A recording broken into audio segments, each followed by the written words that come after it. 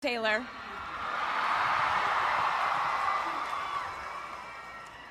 Last time I was in a stadium this size, I was dancing in heels and wearing a glittery leotard. This outfit is much more comfortable. I would like to say a huge thank you to NYU's Chairman of the Board of Trustees, Bill Berkeley, and all the trustees and members of the board, NYU's President Andrew Hamilton, Provost Catherine Fleming, and the faculty and alumni here today who have made this day possible. I feel so proud to share this day with my fellow honorees, Susan Hockfield and Felix Matos Rodriguez, who humble me with the ways they improve our world with their work.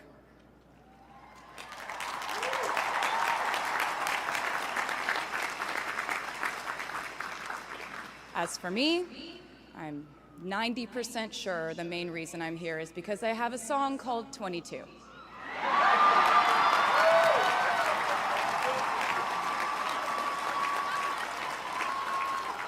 And let me just say, I am elated to be here with you today as we celebrate and graduate New York University's class of 2022.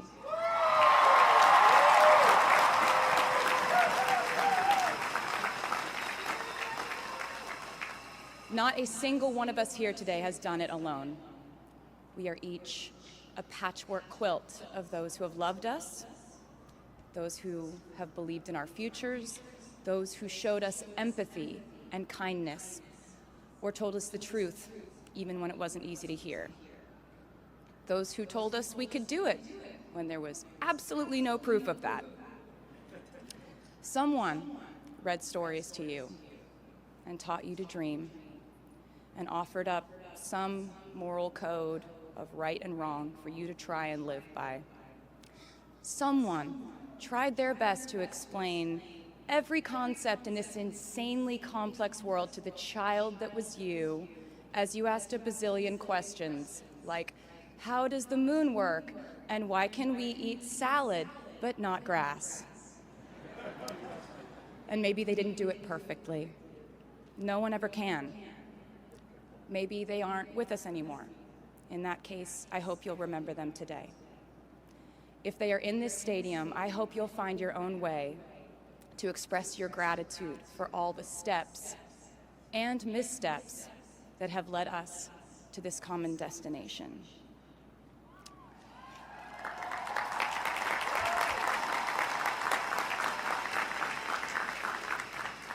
I know that words are supposed to be my thing, but I will never be able to find the words to thank my mom and dad, my brother Austin, for the sacrifices they made every day so I could go from singing in coffee houses to standing up here with you all today, because no words would ever be enough.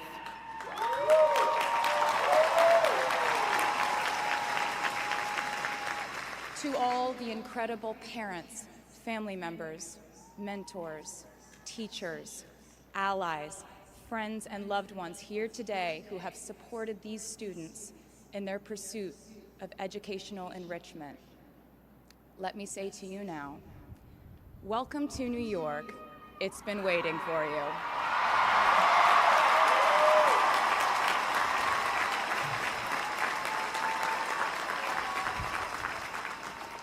I'd like to thank NYU for making me, technically, on paper at least, a doctor.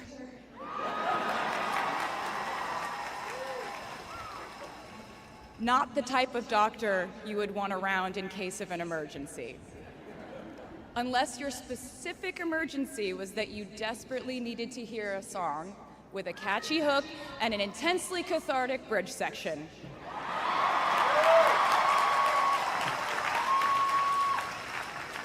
Or if your emergency was that you needed a person who can name over 50 breeds of cats in 1 minute. I never got to have a normal college experience, per se. I went to public high school until 10th grade, and then finished my education doing homeschool work on the floors of airport terminals.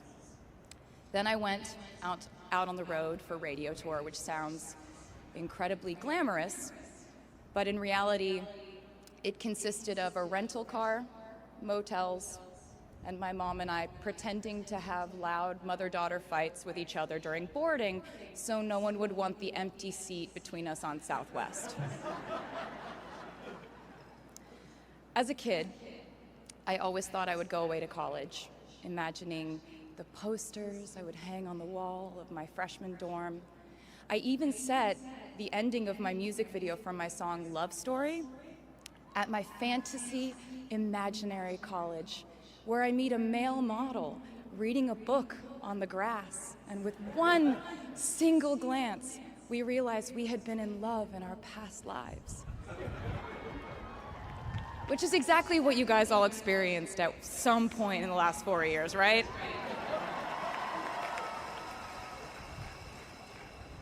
But I really can't complain about not having a normal college experience to you, because you went to NYU during a global pandemic, being essentially locked into your dorms and having to do classes over Zoom.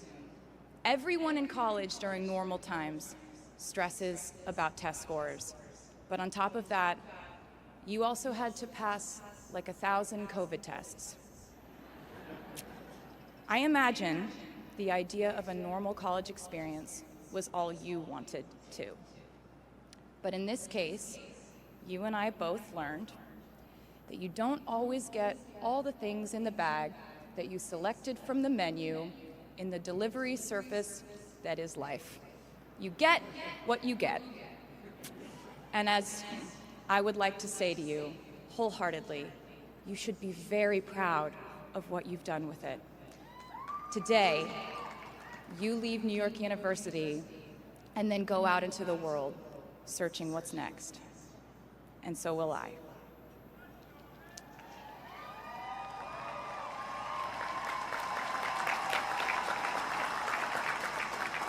So as a rule, I try not to give anyone unsolicited advice unless they ask for it.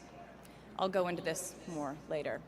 I guess I have been officially solicited in this situation to impart whatever wisdom I might have to tell you things that have helped me so far in my life.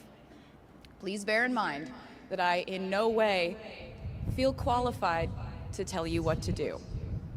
You've worked and struggled and sacrificed and studied and dreamed your way here today.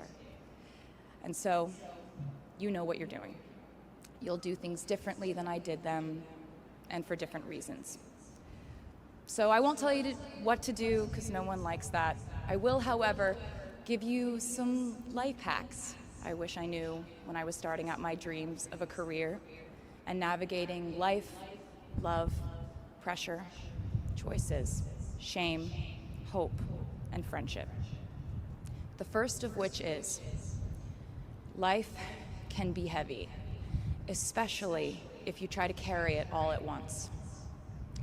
Part of growing up and moving into new chapters of your life is about catch and release.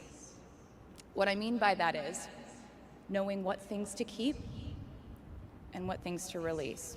You can't carry all things, all grudges, all updates on your ex, all enviable promotions your school bully got at the hedge fund his uncle started. Decide what is yours to hold and let the rest go. Oftentimes, the good things in your life are lighter anyway, so there's more room for them. One toxic relationship can outweigh so many wonderful, simple joys. You get to pick what your life has time and room for. Be discerning. Secondly, learn to live alongside cringe. No matter how hard you try to avoid being cringe, you will look back on your life and cringe retrospectively.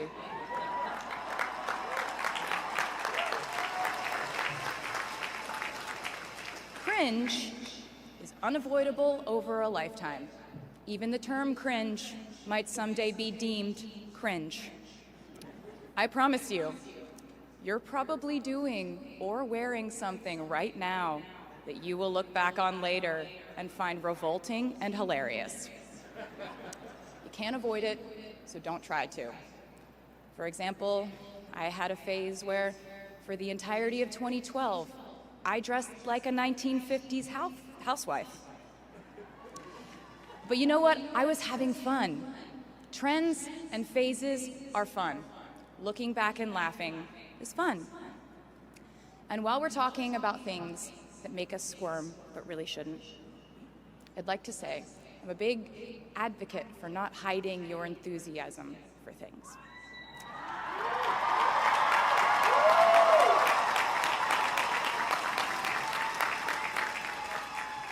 It seems to me that there is a false stigma around eagerness in our culture of unbothered ambivalence. This outlook perpetuates the idea that it's not cool to want it, that people who don't try are fundamentally more chic than people who do. And I wouldn't know because I've been a lot of things, but I've never been an expert on chic, but I'm the one who's up here, so you have to listen to me when I say this. Never be ashamed of trying. Effortlessness is a myth. The people who wanted it the least were the ones I wanted to date and be friends with in high school.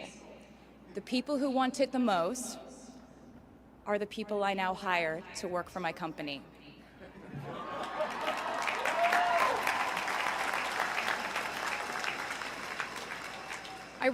I started writing songs when I was 12, and since then, it's been the compass guiding my life, and in turn, my life guided my writing. Everything I do is just an extension of my writing, whether it's directing videos or a short film, creating the visuals for a tour, or standing on a stage performing. Everything is connected by my love of the craft, the thrill of working through ideas and narrowing them down and polishing it all up in the end, editing, waking up in the middle of the night, throwing out the old idea because you just thought of a newer, better one, or a plot device that ties the whole thing together. There's a reason they call it a hook. Sometimes a string of words just ensnares me, and I can't focus on anything until it's been recorded or written down. As a songwriter, I've never been able to sit still or stay in one creative place for too long. I've made and released 11 albums, and in the process, I've switched genre from country to pop to alternative to folk. And this might sound like a very songwriter-centric line of discussion, but in a way, I really do think we are all writers. And most of us write in a different voice for different situations. You write differently in your Instagram stories than you do your senior thesis. You send a different type of email to your boss than you do your best friend from home. We are all literary chameleons, and I think it's fascinating. It's just a continuation of the idea that we are so many things all the time. And I know it can be really overwhelming figuring out who to be and when, who you are now, and how to act in order to get where you want to go. I have some good news. It's totally up to you. I have some terrifying news. It's totally up to you. I said to you earlier that I don't ever offer advice unless someone asks me for it, and now I'll tell you why. As a person who started my very public career at the age of 15, it came with a price. And that price was years of unsolicited advice. Being the youngest person in every room for over a decade meant that I was constantly being issued warnings from older members of the music industry, media, interviewers, executives, and this advice often presented itself as thinly veiled warnings See, I was a teenager at a time when our society was absolutely obsessed with the idea of having perfect young female role models. It felt like every interview I did included slight barbs by the interviewer about me one day running off the rails. And that meant a different thing to every person who said it to me. So I became a young adult while being fed the message that if I didn't make any mistakes, all the children of America would grow up to be perfect angels. However, if I did slip up, the entire earth would fall off its axis, and it would be entirely my fault, and I would go to pop star jail forever and ever. It was all centered around the idea that mistakes equal failure, and ultimately, the loss of any chance at a happy or rewarding life. This has not been my experience. My experience has been that my mistakes led to the best things in my life. And being embarrassed when you mess up, it's part of the human experience. Getting back up, dusting yourself off, and seeing who still wants to hang out with you afterward and laugh about it, that's a gift. The times I was told no, or wasn't included, wasn't chosen, didn't win, didn't make the cut, looking back, it really feels like those moments were as important, if not more crucial, than the moments I was told yes. Not being invited to the parties and sleepovers in my hometown made me feel hopelessly lonely. But because I felt alone, I would sit in my room and write the songs that would get me a ticket somewhere else. Having label executives in Nashville tell me that only 35-year-old housewives listen to country music, and there was no place for a 13-year-old on their roster, made me cry in the car on the way home. But then I'd post my songs on my MySpace, and yes, MySpace. And I would message with other teenagers like me who loved country music, but just didn't have anyone singing from their perspective. Having journalists write in-depth, oftentimes critical pieces about who they perceived me to be made me feel like I was living in some weird simulation. But it also made me look inward to learn about who I actually am. Having the world treat my love life like a spectator sport in which I lose every single game was not a great way to date in my teens and 20s. But it taught me to protect my private life fiercely. Being publicly humiliated over and over again at a young age was excruciatingly painful, but it forced me to devalue the ridiculous notion of minute-by-minute, ever-fluctuating social relevance and likability.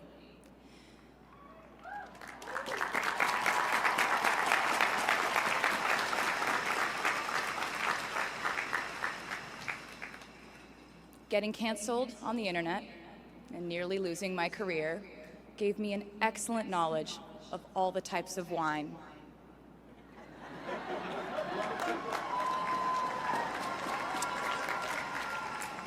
I know I sound like a consummate optimist, but I'm really not. I lose perspective all the time. Sometimes everything just feels completely pointless. I know the pressure of living your life through the lens of perfectionism. And I know that I'm talking to a group of perfectionists because you are here today graduating from NYU.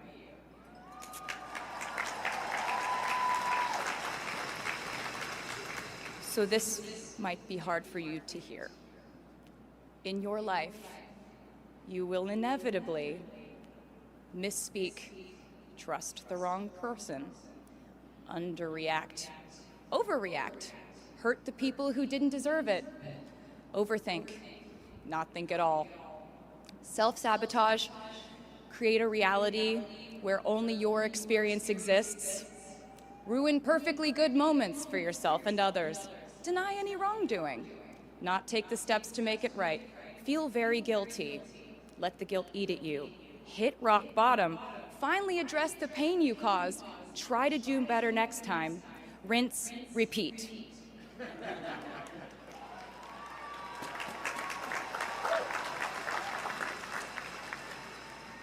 And I'm not gonna lie. These mistakes will cause you to lose things. I'm trying to tell you that losing things doesn't just mean losing. A lot of the time, when we lose things, we gain things too. Now you leave the structure and framework of school and chart your own path.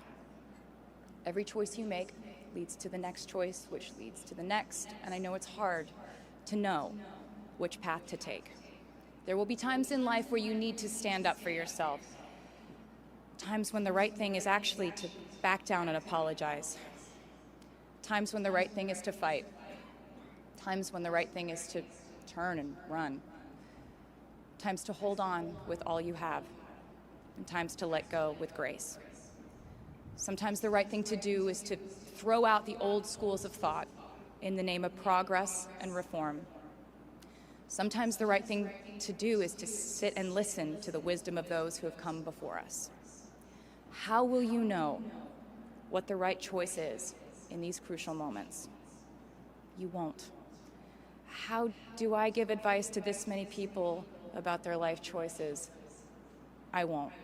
The scary news is you're on your own now.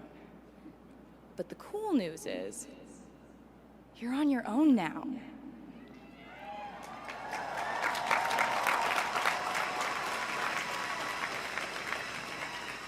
I leave you with this. We are led by our gut instincts, our intuition, our desires and fears, our scars and our dreams. And you will screw it up sometimes. So will I. And when I do, you will most likely read about it on the internet. Anyway, hard things will happen to us. We will recover. We will learn from it. We will grow more resilient because of it. And as long as we are fortunate enough to be breathing, we will breathe in, breathe through, breathe deep, and breathe out. And I am a doctor now, so I know how breathing works. I hope you know how proud I am to share this day with you. We're doing this together, so let's just keep dancing like we're the class of 22.